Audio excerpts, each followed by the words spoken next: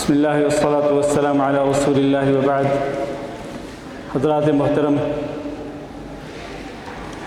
ابھی آپ نے دو خطابات سنے ہیں۔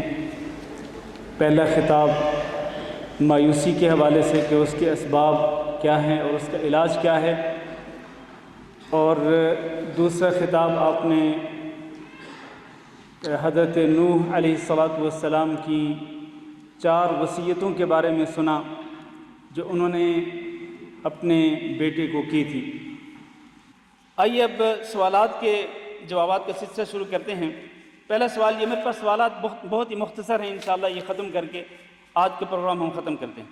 پہلا سوال یہ ہے، بلکہ پہلے تو ایک وضاحت ہے، ہمارے بھائی عبداللہ شاہ صاحب نے لکھ کے بھیجا ہے، ابھی ان کا خطاب ہوا تھا مایوسی کے موضوع پر، تو ایک انہوں نے وضاحت لکھ کے بھیجی ہے کہ عام طور پر یہ کہا جاتا ہے کہ مایوسی کفر ہے، مایوسی کفر ہے۔ میری بات توجہ سے سنتے رہیں پلیز، آپ حضرات اپنی توجہ میری طرف رکھیں۔ کہا جاتا ہے کہ مایوسی کفر ہے، تو کیا یہ جملہ بولنا صحیح ہے؟ تو بھائی عبداللہ شاہ صاحب نے اس کی وضاحت یہ کی ہے کہ مایوسی کفر ہو سکتی ہے بعض اوقات، لیکن کب؟ اس وقت جب انسان کلی طور پر، ٹوٹلی طور پر وہ اللہ رب العزت کی رحمت سے مایوس ہو جائے، تو اسی کے بارے میں اللہ رب العزت نے قرآن مجید کے اندر ارشاد فرمایا کہ إِنَّهُ لَا يَيْأَسُ مِن رَّوْحِ اللَّهِ إِلَّا الْقَوْمُ الْكَافِرُونَ، اللہ کی رحمت سے صرف کافر لوگوں کی قوم جو ہے وہی مایوس ہوا کرتی ہے۔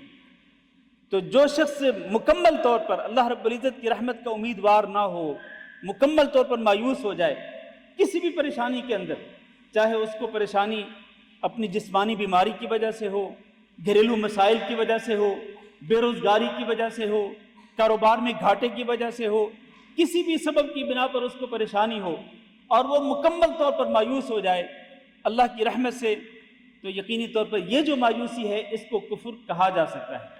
لیکن اگر انسان اللہ رب العزت کی رحمت کا امیدوار بھی ہو، لیکن اس کے ساتھ ساتھ اس کے اندر کسی حد تک مایوسی بھی ہو، تو یہ مایوسی جو ہے، تو یہ مایوسی اس کو انہوں نے بیان کیا ہے کہ یہ گناہ کبیرہ ہے، یہ گناہ کبیرہ ہے، یہ کفر تک نہیں پہنچاتی لیکن بہرحال پھر بھی یہ گناہ کبیرہ ہے۔ لہذا ہر قسم کی مایوسی جو ہے اس سے بچنا چاہیے اور ہمیشہ اللہ رب العزت کی رحمت کا دامن پکڑے رہنا چاہیے، اللہ کی رحمت کا امیدوار رہنا چاہیے اور کبھی مایوسی کا شکار نہیں ہونا چاہیے۔ ایک سوال یہ ہے کہ کیا عقیقہ میں گائے ذبح کر سکتے ہیں؟ میرے بھائیوں، عقیقہ کے لیے رسول اکرم صلی اللہ علیہ وسلم کے ارشاد گرامی ہے کہ عن الغلام شاتان متکافئتان وعن الجاریۃ شاۃ واحدہ، کہ اگر لڑکا ہو تو اس کی طرف سے 2 بکریاں اور اگر لڑکی ہو تو اس کی طرف سے 1 بکری۔ نبی کریم صلی اللہ علیہ وسلم نے عقیقے کے لیے چھوٹے جانور کا ذبح کیا ہے، بکرے یا بکری کا ذکر کیا ہے، اسی طرح اس کے ساتھ دمبا یا اس کو بھیڑ کو بھی ملایا جا سکتا ہے۔ تو یہ چھوٹا جانور جو ہے اسی کو ہی عقیقے کے اندر ذبح کرنا چاہیے۔ جہاں تک بڑے جانور کا تعلق ہے تو بڑے جانور کے ساتھ عقیقہ کرنا رسول اکرم صلی اللہ علیہ وسلم سے ثابت نہیں ہے اور نہ ہی صحابہ کرام رضی اللہ تعالی عنہم اجمعین سے ثابت ہے، لہذا عقیقہ چھوٹے جانور کے ساتھ ہی کرنا چاہیے۔ ایک بھائی نے لکھا ہے کہ حادثاتی طور پر گاڑی کے نیچے بلی یا کتا مر جائے، اس کے بدلے ہمیں کیا کرنا چاہیے؟ کچھ نہیں، حادثاتی طور پر اگر کوئی جانور آپ کی گاڑی کے نیچے آ گیا، چاہے وہ کتا ہو چاہے وہ بلی ہو، ظاہر ہے کہ آپ نے جان بوجھ کر دانستہ طور پر ایسا نہیں کیا کہ آپ نے ارادہ کیا ہو، قصد کیا ہو کسی بلی کو مارنے کا یا کسی کتے کو مارنے کا۔ بہرحال کتے کے بارے میں تو احکامات ویسے بھی الگ ہیں، تو بلی جو ہے اس کو جان بوجھ کر تو نہیں مارا آپ نے، حادثاتی طور پر اچانک بلی آپ کی گاڑی کے سامنے آ گئی اور آپ کنٹرول نہیں کر سکے اور وہ بلی آپ کی گاڑی کے نیچے آ کے مر گئی، تو اس کا کوئی کفارہ نہیں ہے، کیونکہ اس میں آپ کا کوئی تعمد یا آپ کا کوئی قصد بھی شامل نہیں ہے۔ ایک بھائی نے لکھا کہ کیا قرآن مجید کی تلاوت کے بعد صدق اللہ العظیم کہنا بدعت ہے؟ میرے بھائیوں، رسول اکرم صلی اللہ علیہ وسلم سے اور صحابہ کرام سے تلاوت قرآن کے بعد صدق اللہ العظیم کہنا ثابت نہیں ہے۔ جیسے کہ بعض روایات کے اندر یہ بھی ہے کہ نبی کریم صلی اللہ علیہ وسلم نے خود صحابہ کرام سے، بعض صحابہ کرام سے قرآن مجید کی تلاوت سننے کی خواہش کا اظہار کیا، اور آپ نے بعض صحابہ کرام سے تلاوت سنی بھی، جیسا کہ حضرت عبداللہ بن مسعود رضی اللہ تعالیٰ عنہ کے بارے میں حدیث معروف ہے کہ نبی کریم صلی اللہ علیہ وسلم نے انہیں یہ کہا تھا کہ تم قرآن پڑھ کے سناؤ، تو جب انہوں نے قرآن پڑھنا شروع کیا حتیٰ کہ اس آیت پہ پہنچے فَكَيْفَ إِذَا جِئْنَا مِن كُلِّ أُمَّةٍ بِشَهِيدٍ وَجِئْنَا بِكَ عَلَى هَؤُلَاءِ شَهِيدًا سورۃ النساء کے اندر، تو رسول اکرم صلی اللہ علیہ وسلم کی آنکھوں سے آنسو جاری ہو گئے، اور آپ صلی اللہ علیہ وسلم نے فرمایا کہ حسبک ابن مسعود، بس اتنا ہی کافی ہے، جتنی تلاوت تم نے کر لی ہے بس اتنی ہی کافی ہے۔ اب اس میں یہ نہیں ہے کہ جب عبداللہ بن مسعود رضی اللہ تعالیٰ عنہ نے نبی صلی اللہ علیہ وسلم کے سامنے قرآن مجید کی تلاوت کو ختم کیا تو انہوں نے اس کے ساتھ صدق اللہ العظیم کہا تھا، یہ اس حدیث کے اندر نہیں ہے۔ اسی طرح اور جتنی بھی احادیث ہیں تو نہ نبی صلی اللہ علیہ وسلم سے ثابت ہے اور نہ ہی صحابہ کرام سے ثابت ہے۔ اچھا، بعض لوگ یہ کہتے ہیں کہ اللہ تعالیٰ نے خود قرآن مجید کے اندر یہ ارشاد فرمایا کہ قل صدق اللہ، کہ آپ یہ کہہ دیں کہ اللہ نے سچ فرمایا۔ تو اس آیت سے استدلال کرتے ہوئے لوگ کہتے ہیں جی قرآن مجید کی تلاوت کے بعد بھی صدق اللہ العظیم کہا جا سکتا ہے۔ اس کا جواب یہ ہے کہ یہاں جو اللہ تعالیٰ کا فرمان ہے کہ قل صدق اللہ، یہ تلاوت قرآن سے متعلق ہے ہی نہیں۔ اس سے پہلے اللہ رب العزت نے کچھ حلال و حرام کے احکام ذکر کیے، کل طعام کان حلا لبنی اسرائیل الا ما حرم اسرائیل علی نفسه من قبل ان تنزل التوراۃ قل فأتوا بالتوراۃ فاتلوها ان کنتم صادقین۔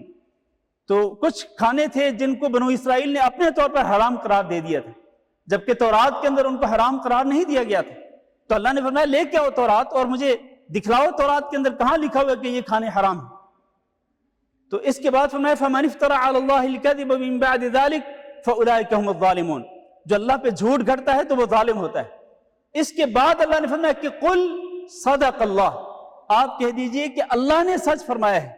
اللہ نے یہ جو حقیقت بیان کی کہ یہ بنو اسرائیل جو ہیں یہ اپنے طور پر کسی چیز کو حرام قرار دے کر وہ اس کو منسوب کر دیتے ہیں تورات کی طرف، تو اس کے بارے میں اللہ نے جو خبر دی ہے وہ سچی خبر دی ہے، لہذا اس کا تعلق تو تلاوت قرآن مجید کے ساتھ ہے ہی نہیں کہ آپ جب تلاوت قرآن کر لیں تو اس کے بعد آپ صدق اللہ کہا کریں۔ اس لیے میرے بھائیو، اس آیت سے استدلال کرنا بھی درست نہیں ہے، اور جب نبی کریم صلی اللہ علیہ وسلم سے اور صحابہ کرام سے تلاوت قرآن کے بعد صدق اللہ العظیم کہنا ثابت نہیں تو کئی اہل علم نے اس کو بدعت قرار دیا ہے، اور اس کی بجائے صحیح حدیث جو کہ سنن نسائی میں ہے، حضرت عائشہ رضی اللہ تعالیٰ عنہ کی روایت کہ نبی صلی اللہ علیہ وسلم جس مجلس میں بیٹھتے یا جب بھی قرآن مجید کی تلاوت کرتے تو اس کے بعد آخر میں آپ صلی اللہ علیہ وسلم یہ الفاظ پڑھتے تھے سبحانک اللہم وبحمدک اشہد ان لا الہ الا انت استغفرک واتوب الیک۔ اس کو دعائے کفارہ مجلس بھی کہا جاتا ہے۔ تو یہ جو کفارہ مجلس کی جو دعا ہے بالکل یہی دعا قرآن مجید کی تلاوت کے بعد بھی پڑھنی چاہیے، جیسے کہ سنن نسائی کے اندر یہ حدیث موجود ہے، واللہ اعلم۔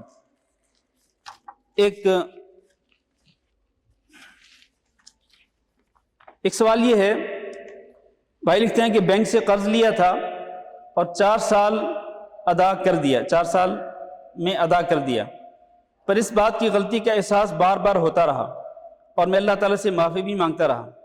ہر وقت اپنے گناہوں کی وجہ سے دل کو اطمینان نہیں ملتا، برائے کرم مجھے کوئی حل بتلائیے۔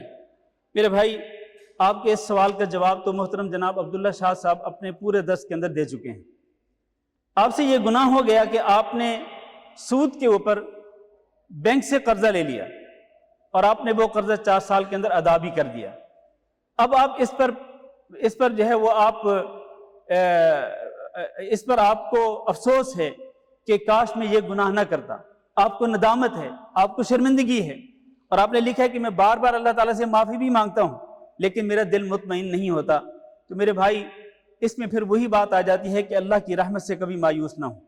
اللہ رب العزت بڑے بڑے گناہوں کو معاف کر دیتا ہے، بہت ہی بڑے بڑے گناہوں کو، حتیٰ کہ وہ سورۃ المائدہ کے اندر اللہ تعالیٰ نے نصارہ کا ذکر کیا کہ لقد کفر الذین قالوا ان اللہ هو المسیح ابن مریم، اور آگے فرمایا لقد کفر الذین قالوا ان اللہ ثالث ثلاثہ، کہ وہ لوگ کافر ہو گئے، انہوں نے کفر کیا جنہوں نے یہ کہا کہ اللہ کون ہے؟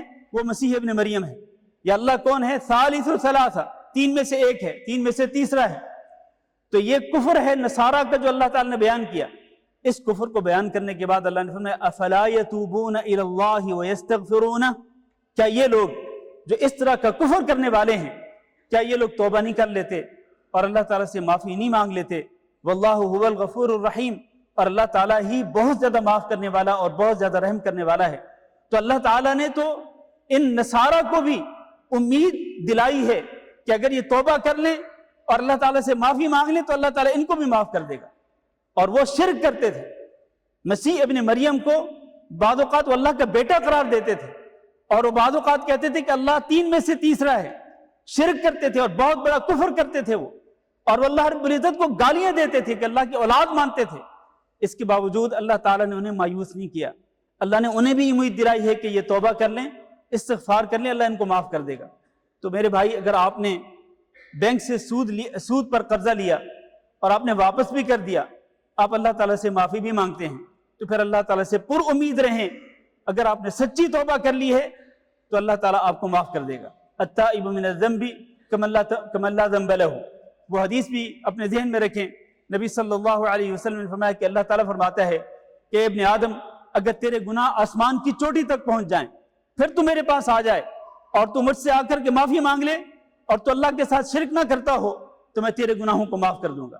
اور اگر تو زمین کی مٹی کے برابر گناہ لے کر کے آئے اور ان گناہوں میں شرک نہ ہو، تو میرے پاس آ کر مجھ سے معافی مانگ لے، تو میں تیرے ان گناہوں کے برابر، یعنی زمین کی مٹی کے برابر میں مغفرت لے کے آؤں گا۔ اللہ رب العزت بہت مہربان ہے، اس لیے اللہ تعالیٰ سے ہمیشہ اپنے گناہوں پر ندامت اور شرمندگی کے ساتھ استغفار بھی کرنا چاہیے، بخشش طلب کرنی چاہیے، اور سچے دل کے ساتھ توبہ کر کے اپنی اصلاح کی کوشش کرنی چاہیے، اور اللہ رب العزت کی رحمت کو امیدوار رہنا چاہیے۔ اس میں کوئی شک نہیں کہ بندے کو اللہ کے عذاب کا خوف بھی ہونا چاہیے، اللہ کی پکڑ کا ڈر بھی ہونا چاہیے۔ یہ دونوں چیزیں ضروری ہیں، امید بھی ہو، خوف بھی ہو، لیکن ایسا نہیں ہونا چاہیے کہ انسان امید کو بالکل چھوڑ دے، نا امید ہو جائے اللہ رب العزت کی رحمت سے، تو یہ قطعاً درست نہیں۔ ایک بھائی نے لکھا ہے کہ آدمی غصے میں طلاق بول دے تو کیا طلاق ہو جاتی ہے یا نہیں؟ تو میرے بھائی، غصہ دو قسم کا ہوتا ہے۔ ایک تو غصہ وہ ہوتا ہے جو اپنی انتہا کو پہنچ جاتا ہے، اور اس میں انسان اپنے حواس بھی کھو بیٹھتا ہے، اور اس میں اس کو نہیں پتہ چلتا کہ میں اپنی زبان سے کیا کہہ رہا ہوں۔ اگر اس قسم کا اس حد تک غصہ پہنچ جائے، اپنی انتہا کو چلا جائے، اور انسان کا شعور بھی اس کا ساتھ نہ دے رہا ہو، اور اس کو پتہ نہ چل رہا ہو کہ اپنی زبان سے وہ کیا کہہ رہا ہے، اگر اس حالت میں اس نے طلاق دی، وہ طلاق نہیں ہوگی۔